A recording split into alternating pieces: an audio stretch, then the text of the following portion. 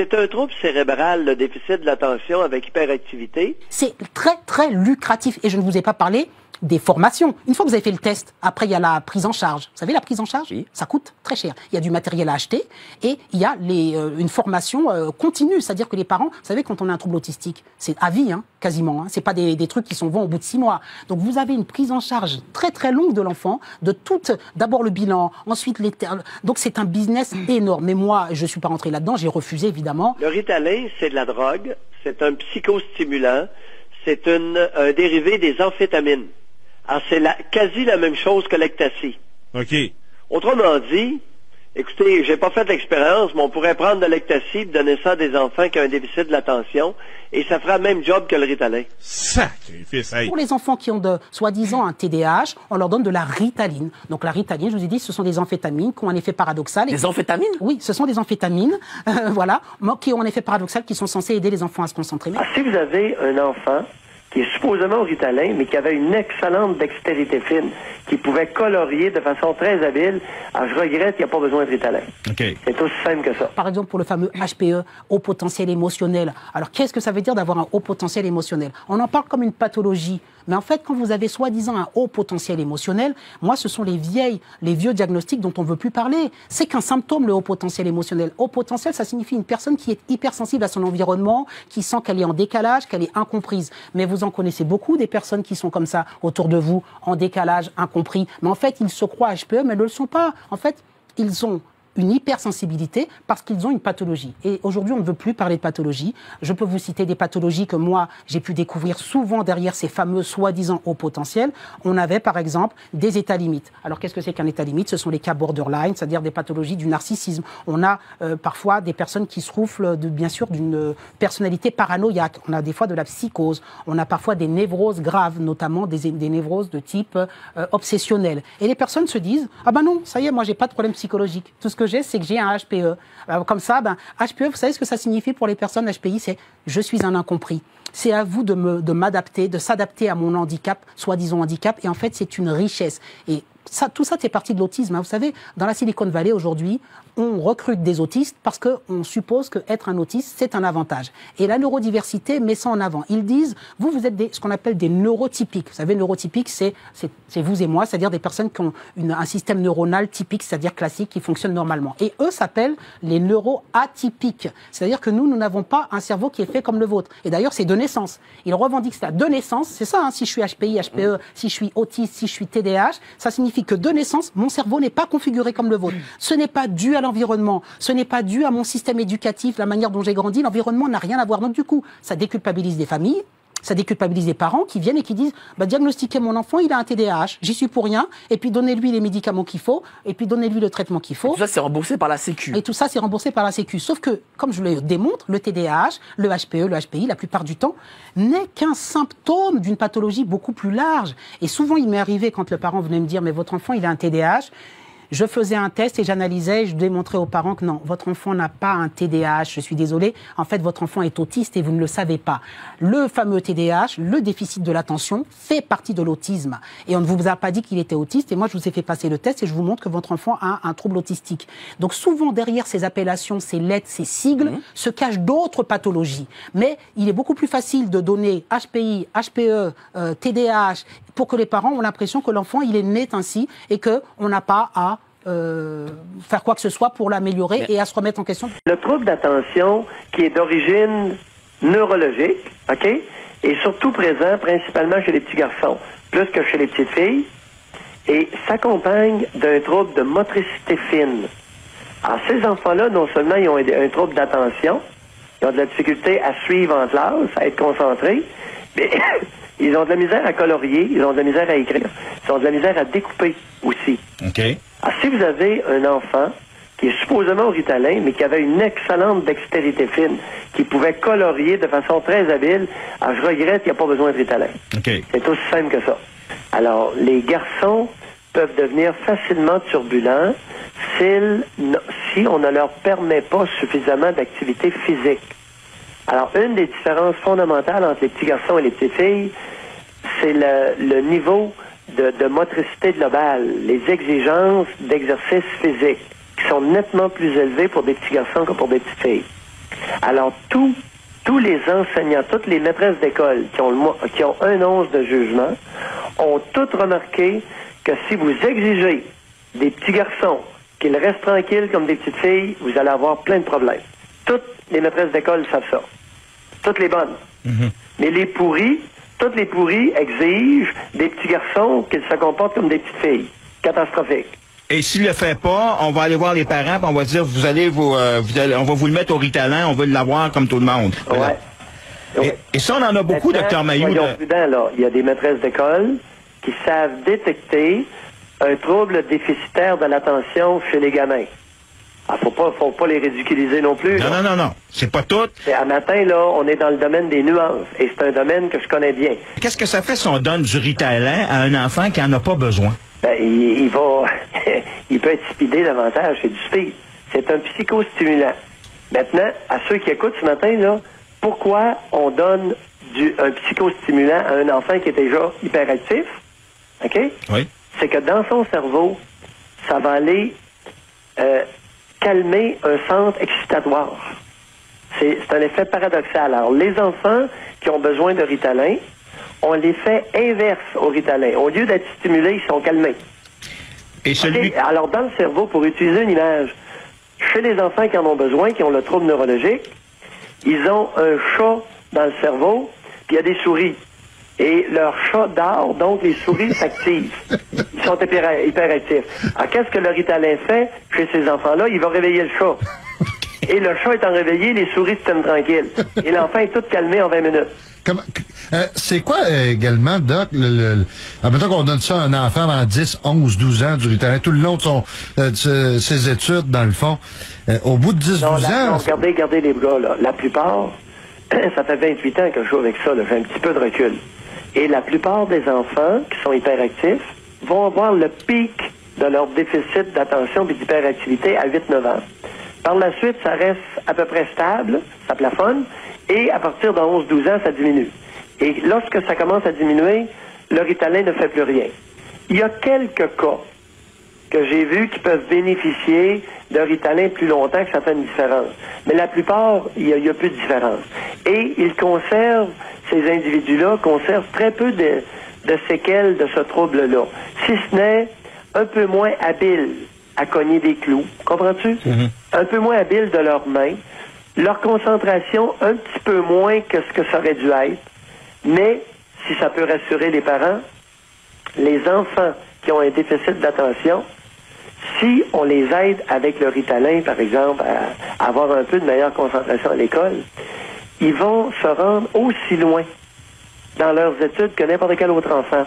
Savez-vous pourquoi? Parce qu'ils ont tendance, pour les cours manqués, à se rattraper dans les cours aux adultes. Est-ce que derrière ça, Big Pharma, justement, arrive et donne des médicaments? Mais l'idée, c'est que, je vous explique, on est dans le rêve de l'inclusion. Mais deux, il faut vendre des molécules, il faut vendre des médicaments. Donc, en gros, d'emblée, on explique, il peut tenir en classe puisqu'on lui donne des médicaments. Ces médicaments... c'est bon, oui, mais il y a ça aussi, dites-le ça. Voilà, ces médicaments sont... C'est pas que l'inclusivité, machin. Mais on est dans une sorte d'idéal où aujourd'hui, on ne veut pas reconnaître que le handicap n'est pas une chose normale. On est dans un rêve, et je vous dis, on n'est pas loin du rêve wokiste où chacun doit avoir sa place et sa chance. Sauf que j'explique, quand vous êtes né malheureusement avec un handicap qui est moyen, parce que vous savez, il y a différents degrés de handicap, vous pouvez être autiste dans une classe si vous êtes autiste léger. Mais si vous êtes autiste sévère, comme a dit madame, c'est-à-dire que vous avez coprophagie, les excréments, enfin tout ça, vous ne pouvez pas être dans une classe, donc on vous donne des médicaments, donc je reviens sur... Voilà, dites-nous, quel type de médicaments il y a deux classes de médicaments. Il y a la classe de médicaments, comme je vous ai dit, qui sont des antipsychotiques qu'on appelle Risperdal. Alors ça, tout le monde connaît, ou bien Risperidone, c'est la même chose. Ce sont des médicaments qui sont des hypersédatifs qu'on donne aux schizophrènes, d'ailleurs. Bon, il y a toute une polémique là-dessus. Donc c'est-à-dire qu'on donne ce qu'on donne aux schizophrènes, aux autistes. On le donne à des enfants autistes. Et je vais vous dire pourquoi. Vous savez pourquoi? Dites-nous. Parce que souvent, au gros, je vais faire en deux mots. Parce que je voulais parler de la dépathologisation, vous verrez le rapport. Ce qu'on est en train d'expliquer, c'est qu'aujourd'hui, on ne veut plus reconnaître qu'une pathologie est une pathologie, on veut l'amener vers la normalité. Ça, c'est important. Il faut savoir qu'avant 1980, l'autisme était considéré comme une psychose, en France et dans le monde entier. Ensuite, il y a eu le DSM, c'est un livre de classification des maladies, qui a dit, non, l'autisme n'est plus une psychose, c'est un handicap, et on va appeler ça TED. trouble envahissant du développement. Puis ensuite, en 2013, ils ont dit non, c'est même plus un handicap finalement, c'est de la neurodiversité et vous avez beaucoup de personnalités. J'ai cité, il y a Mark Zuckerberg, il y en a énormément, qui disent on est des génies. En fait, on met le génie en avant. Donc là, on est dans un mensonge total. Et donc, pour revenir aux enfants, c'est pas eux, c'est pas les Mark Zuckerberg qui prennent des médicaments. Mais vous vous rappelez du film Hors Norme de Vincent Cassel? On nous a montré un autiste qui se tapait la tête contre les murs. C'est ça l'autisme, la réalité que Madame vit, que moi je vis, qu'on vit. On leur met des casques sur la tête. Oui. Et donc, comment ça? Les casques on met des casques anti-bruit et surtout parce que... Attends. Oui. On va être précis. Oui.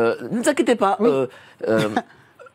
Comment ça, des casques sur la tête, c'est-à-dire? Ils ont un matériel, un appareillage, parce que l'autisme fait que habituellement ils auraient une hypersensibilité, c'est-à-dire un trouble de la modulation sensorielle, c'est-à-dire que quand ils entendent des sons, les sons qui viendraient les agresser. Donc ils sont à mettre des casques sur la tête. Mais des fois on leur met alors un casque pour les oreilles, pour couvrir les oreilles. Oui. Mais dans le film de Vincent Cassel qui s'appelle Hors Norme, vous voyez carrément un casque de boxe. Pourquoi? Parce que l'enfant se donne des coups de boule dans les murs. C'est-à-dire qu'on appelle ça de l'automutilation. Des fois on est obligé de leur mettre des gants aussi, vous savez, des gants de boxeurs, parce qu'ils vont manger leurs doigts. Ils sont de l'automutilation. Mais qu'est-ce qu'on peut faire Mais- quand un enfant fait ça? Mais là, ils n'ont pas de place à l'école. Leur place n'est pas à l'école. C'est ce que je dis à Madame Sophie Cluzel, à tous ces idéologues qui nous disent qu'il faut les mettre tous à l'école parce qu'il y a une loi qui a dit qu'il fallait qu'on s'en occupe. Mais la réalité du terrain, ils ne la connaissent pas. Nous, moi qui travaille en IME, Madame qui travaille avec les enfants autistes, on la connaît. Donc les médicaments, voilà, j'en reviens aux médicaments. Est-ce que ça suffit de prendre du Risperdal? J'étais là-dessus pour vous expliquer que le Risperdal, c'est un sédatif. Eh bien, moi, j'avais en IME des enfants qu'on sédatait. C'est-à-dire qu'ils étaient là, ils prenaient du Risperdal. Alors bon, ça fait un peu légume, désolé pour le mot. Bon, ils sont sédatés, mais ils peuvent pas apprendre dans ces moments-là. Et puis pour les enfants qui ont soi-disant un TDAH, on leur donne de la Ritaline. Donc la Ritaline, je vous ai dit, ce sont des amphétamines qui ont un effet paradoxal. Des amphétamines? Oui, ce sont des amphétamines, voilà, qui ont un effet paradoxal, qui sont censés aider les enfants à se concentrer. Mais Hey, ça commencerait. Mais là, ça existe depuis combien d'années, à votre connaissance, là, que les bons docteurs, les bons psychiatres comme vous donnent ça aux enfants? 1950. Et j'ai déjà vu un médecin, dans les années 70, un médecin qui avait développé une tendance au Ritalin. Il travaillait très fort, c'est un médecin de famille en campagne, et il prenait du Ritalin pour se stimuler, pour se donner de l'énergie. C'est de la drogue. Les camionneurs connaissent bien ça. C'était aussi appelé pep-pill. Alors, les camionneurs qui prennent du Ritalin, ça les empêche de s'endormir. Ouais. Bon, mais là, vous pensez quoi de ça, la consommation de Ritalin qui est finalement un record? On dit que le Québec est en tête de liste au Canada. C'est quoi votre commentaire? On est en tête de liste pour le Ritalin pour les enfants. On est Ouais. en tête de liste pour les antidépresseurs, surtout chez les adultes, mais particulièrement chez les femmes. Et on est en tête de liste pour l'Ativan. L'Ativan qui est un analogue de l'alcool. C'est la même chose que de l'alcool en comprimé. Et le Québec bat le reste du Canada d'une bonne longueur d'avance. Ouais, Alors, mais- c'est trois produits où on est chez les enfants, chez les adultes, particulièrement chez les femmes. OK, mais restons avec les enfants, si vous voulez Oui. bien, docteur, là. L'histoire du déficit de l'attention, le trouble du déficit de l'attention, ça, là, c'est quel Hogg qui a décidé que ça existait, cette affaire-là? Ça fait longtemps. On appelait ça de l'hyperkinésie. C'était surtout des petits garçons. C'est principalement le premier petit garçon d'une famille, l'aîné d'une famille. Demandez-moi pas pourquoi. Et ça s'est aussi appelé dysfonction cérébrale minime. C'est un trouble cérébral, le déficit de l'attention avec hyperactivité. Et ça a eu différents vocables dans le passé. Alors, ça fait en sorte que l'enfant, le petit garçon principalement, a de la difficulté à se concentrer, il bouge tout le temps, et il est maladroit à découper et à colorier. Il y a un trouble de motricité fine. Ouais, Maintenant, ça apparaît, écoute, vers 4-5 ans, ça connaît son pic vers 9 ans, 8-9 ans, et à 12-13 ans, ça diminue habituellement, pour laisser très peu de traces chez l'adulte. Mais C'est un trouble neurologique Ouais. qui touche principalement les petits gars. OK. Mais est-ce qu'il y a moyen d'éviter le Ritalin? Non. Vous savez, regardez, le Ritalin, là, c'est de la bonne potion. C'est l'effet, là, vous constatez, dès que quelque chose est bon, ça se répand comme une traînée de poudre, et on veut l'appliquer de façon magique au Québec à n'importe quoi. C'est ça le Ritalin est victime de son efficacité. C'est un maudit bon produit. Oui, mais ça fait quoi, là? Ça assomme le petit gars, quoi? C'est que ça fait, là? Non, c'est un psychostimulant. Ça réveille le chat et les souris se tiennent tranquilles dans le cerveau. Ouais. Alors, dans le cerveau d'un enfant qui a ce trouble neurologique-là, c'est qu'il y a des cellules inhibitrices qui font pas leur job. Si on les stimule, elles font tenir tranquilles les cellules autour. C'est pour ça que j'utilise l'exemple du chat et des souris. Alors, chez les enfants qui ont ce déficit-là, leur chat dort puis les souris s'énervent. Tu comprends? Alors, on réveille le chat avec un psychostimulant puis calme toutes les petites souris autour. Ouais, mais le problème, là, à la source de tout ça, là, docteur, allez-vous être d'accord, que c'est le diagnostic. Il y en a qui connaissent rien ou à peu près. Voilà. Ben, voilà, c'est ça. Il est là le problème. T'as tout dit. Merci. Alors, c'est un traitement extrêmement efficace. Et à partir du moment où le traitement est bon, on pense l'appliquer de façon magique à n'importe quel enfant tannant. Ben non. Un enfant tannant qui se concentre bien sur ses jeux n'a pas ce trouble neurologique-là. L'enfant hyperactif, là, ou hyperkinétique, ou avec un déficit de l'attention avec hyperactivité, c'est très particulier. Alors, ça touche à peu près un enfant sur 50. Fait que c'est une couple d'enfants sur 100. C'est assez fréquent. Et lorsque ça arrive dans une classe, le professeur va passer une mauvaise année. Parce qu'ils sont vraiment tannants, ces enfants-là. Et, en leur donnant la drogue, le Ritalin, ça réveille leur chat, et là, ils sont beaucoup plus tranquilles, concentrés, à leur affaire, et avec une écriture très améliorée. C'est magique, ça agit en 20 minutes, les copains. Je vous dis, c'est spectaculaire. J'ai vu un enfant, qui était le dernier de la classe, prendre du Ritalin, et un mois et demi plus tard, il était le premier de sa classe. Tellement c'est magique. Ouais, mais ça va-tu le traîner toute sa vie, ça? Il est-tu pogné avec ça toute sa vie après? Non, je t'ai dit tout à l'heure, Garé, que vers 12-13 ans, dans la plupart des cas, ça s'améliore de façon naturelle, ce trouble neurologique-là. Bon. Et, dans la plupart des cas, à partir de 13-14 ans, ça fait plus aucune différence, même qu'ils prennent du Ritalin ou pas. OK? Alors, on le cesse. Bon. Mais ils peuvent demeurer avec un petit trouble d'attention. Ils peuvent demeurer avec une motricité fine un peu moins bonne. Ils sont moins bons sur le marteau, sur le tournevis que d'autres gars. Mais c'est pas handicapant, là. Ouais, mais ce que Gary amène, là, comme problème, c'est l'automatisme qui a été créé chez ceux qui prescrivent ça aux enfants qui en ont peut-être pas besoin. C'est en plein ça. Tout est là. Et vous avez entendu la grande psychiatre de Québec, Annick Vincent, hier déclarer sur les ondes de Info 690 que écoutez, on le prescrivait passer encore. Ben oui, c'est ça. Non. Alors, Annick a manqué une belle chance de dire, c'est évident qu'on le prescrit mal. Ah, c'est ça. Il y a peut-être certains cas qui en auraient besoin qui ne l'ont pas, mais c'est distribué comme des nananes, exactement comme les antidépresseurs chez les adultes et l'Ativan. Puis le Rivotril, le maudit Rivotril. Alors oui, au Québec, on est rendu au point où les médecins distribuent certains comprimés, certaines médications, comme du bonbon. Oui, c'est vrai. Je ne nierai pas. J'étais en hostie encore hier. Il m'arrive un alcoolique avec atteinte au cerveau qui prenait Rivotril 6 mg par jour. Il va falloir que je le sèvre. Maudit, tu sais, je veux bien essayer de l'aider, mais il y a un imbécile il y a 4 ans qui est allé lui donner ça, alors qu'il avait été sevré à l'Ativan en milieu hospitalier. C'est cet imbécile-là qui devrait être devant le collège des médecins, pas vous? Oui, c'est ça. Maudit, ça se fait pas, ça, les gars. Alors, il y a des affaires, oui, on fait bien d'en parler. Bon, l'autre point, c'est qu'il y a des médecins qui donnent du Ritalin 7 jours par semaine. Dans des cas archi exceptionnels, je suis pas nécessairement contre, mais ça coupe l'appétit. Et si vous coupez l'appétit chez un enfant 7 jours par semaine, ben là, ça fait 365 jours par année, vous nuisez à sa croissance. OK? Le Ritalin, lorsque vous le donnez, oui, ça coupe l'appétit, mais lorsque vous le donnez 5 jours par semaine, puis que vous en donnez pas, vous prenez la formule retard qui cesse de faire effet vers 3-4 heures dans l'après-midi, vers 3 heures, à ce moment-là, il soupe, OK? Il soupe mieux, et puis il prend une bonne collation en soirée. Et les fins de semaine, il mange, parce qu'il a faim. Il y a un effet rebond d'appétit les fins de semaine. Donc, de cette façon-là, on nuit pas à sa croissance. Tu sais, il y a des choses à savoir concernant le Ritalin. Okay. C'est pas n'importe quoi.